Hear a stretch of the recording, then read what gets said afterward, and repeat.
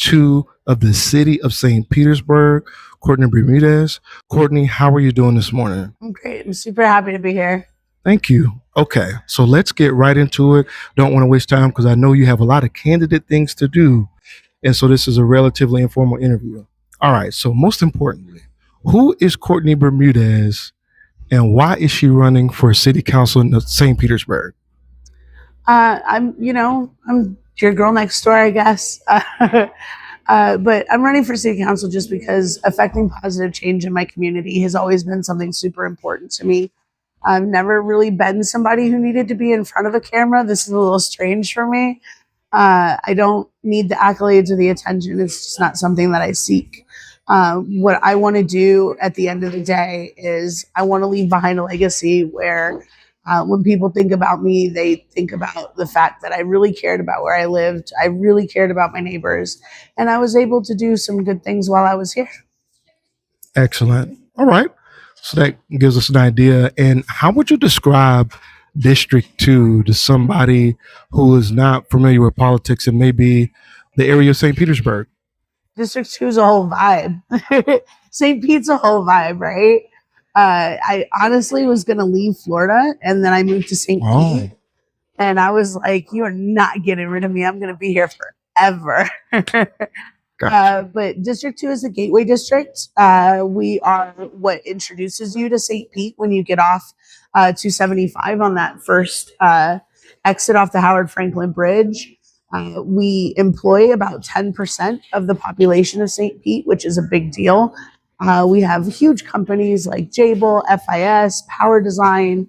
But what really makes us who we are is we have long-term, deeply rooted residents who have been in St. Pete sometimes their whole lives.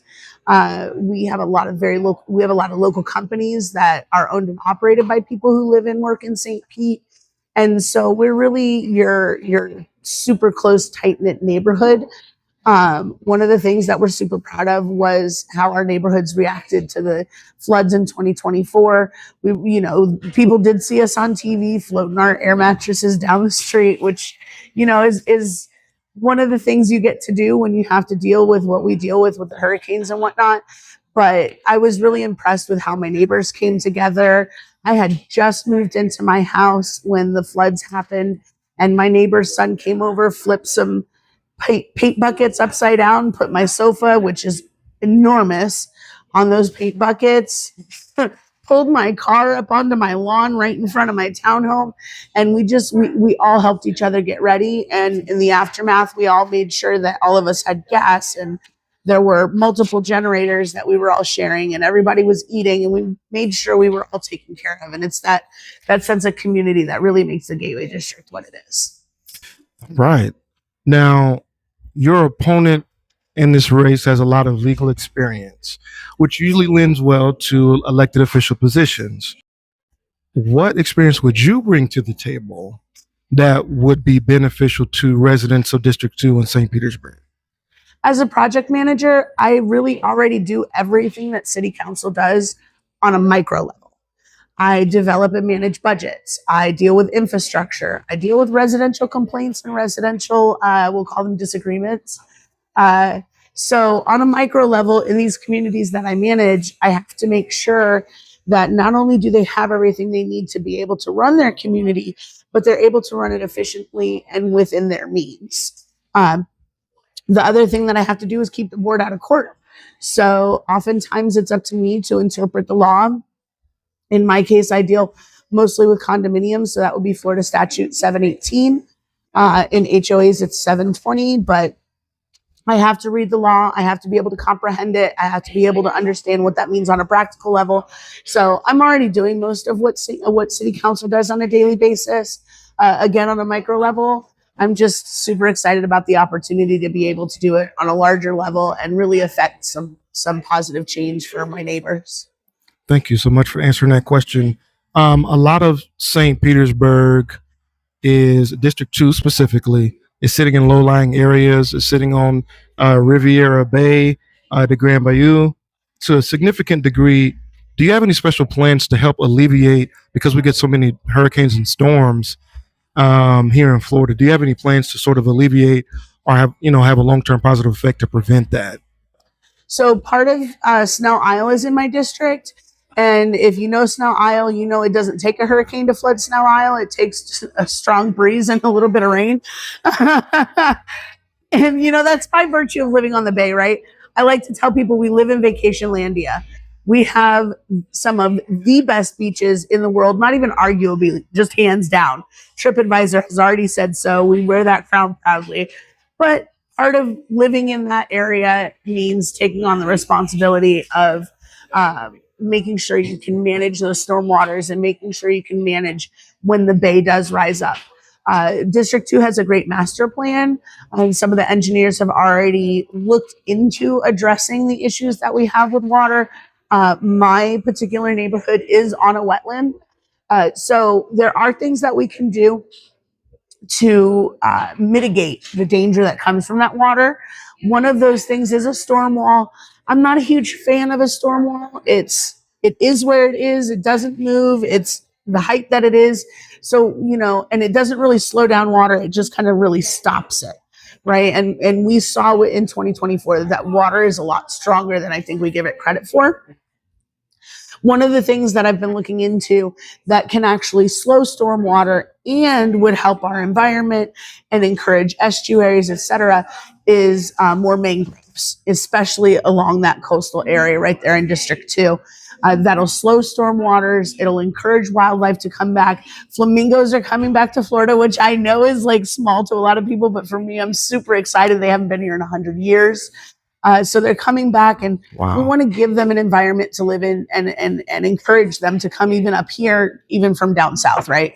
So we can do that in these areas by using natural resources that we already have and putting those in place to help manage the infrastructure that we have. There's a lot of partisan politics in Florida and across the nation. According to the Supervisor Elections Office here in Pinellas County, there's about 18,000 registered voters in District 2 as of March 2026. What will you be able to do, or what is your plan, I should say, on how to reach these citizens between now and the primary elections in August? So we're grassroots. I'm going out with Earl Ford's campaign today to knock on some doors over in the Carillon area. Riviera Bay is going to be another place where I go and knock on doors. Really, my campaign is very much about listening to what people have to say. At the end of the day, and I said this in a recent interview, once I go through those doors at City Hall, it's not about me anymore. It's about what's best for St. Pete. It's about what's best, most importantly, since this is the portion of St. Pete I'm representing, it's about what's best for District 2. So I really want to get out there and hear what it is that our constituents have to say, hear what it is that's important to them. I know what's important to me, but what's important to me isn't always important to somebody else. So I really want to hear what they have to say and take that and run with it. I've heard a lot about storm mitigation and water mitigation, and it's definitely a forefront. But I've also heard we want more green spaces. We want more hours at the pool. We want another pool. So these are things that I need to know so that when I do go into City Hall and we are talking about what to do with the budget for District 2, that these are things that I can make sure I get it. There's a lot of people that are probably going to watch this that aren't necessarily into politics. They don't pay attention to all the different things that go on, except maybe, clips from the national level. Breaking it down to here on the local level, what is it that somebody on the city council can do for the city of St. Pete? What are some of the responsibilities, I should say, that you're aware of, that you're looking forward to once you get in office?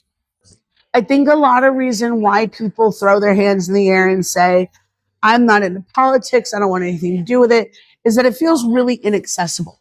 And it's really, really not. Call me, email me, Courtney at Bermudez, the number 4 district and the number 2.com. If you have questions, if you're not sure how things work, if you're like, I've never really been into politics, but I'm starting to see that it's important, shoot me an email. We can talk about whatever your questions are. But as far as what city council does, a lot of people aren't real happy about what's going on in Tallahassee. And city council members can get together with county commissioners and state representatives, one of whom you're going to meet later on today. And we really can work together to make sure that what's going on in Tallahassee is what's good for the cities and the local municipalities. I said in my campaign kickoff that if I have to be the first city council person to get on a plane and go to DC and look at the District 13 congressperson and say, hey, scoot over, District 2 is here, then that's what I'll do. If I have to go to Tallahassee, that's what I'll do. But, you know, what happens at City Hall really affects you in a huge way, especially if you have kids in schools here or if you drive here. Those potholes that we see all over the place, that's a city council thing. You know, sidewalks and whatnot are definitely a county commission responsibility, but the city council can go to the county commission and say, look, my constituents need more sidewalks. The fact that Florida has jokes about not having sidewalks and not being pedestrian friendly, it's a good thing to ha-ha about. It helps us to bring light to the situation, but it is a very serious situation. It's not safe to be walking around with no sidewalks. And so those are the kind of things that will affect immediately. The Pinellas Trail is right now zoned mostly industrial. There's a developer who's very, very interested in putting some affordable housing there. He already has a contract for 94 of senior affordable housing units. So he's somebody that Brandy and I have been talking to. I'm very interested to hear what he has to say. But one thing you will continue to hear me say is that I love that our developers want to do affordable housing, but they tend to let that fall off, or it's affordable housing for a certain number of leases, and then it goes back to regular pricing. That's not okay for me. If we're going to do affordable housing, we're doing it in perpetuity, or at least in the long term. We're not doing it for 3 or 4 lease cycles and jacking the prices back up. It doesn't do anything. It's not a long-term solution. Well, Courtney, I do greatly appreciate your time. I know that you're an extremely busy lady. Appreciate you coming on to the Book of Clarity to share your thoughts about what you want to do for City Council. So we'll go ahead and end the interview here, and we are looking forward to the future and what it will bring, and maybe you'll be in office in a few months. I'm super excited to be here. Thank you so much for taking your time. Again, if you need more information about my campaign or myself, please visit Bermudez, the number 4 district and the number 2.com. You can email me at Courtney@bermudezfordistrict2.com. And my phone number, which I have not memorized, is on the website. I'm absolutely accessible. Give me a call. I hope to hear from you soon. Thank you so much. I hope you have a wonderful rest of your Saturday. You as well. Okay, now.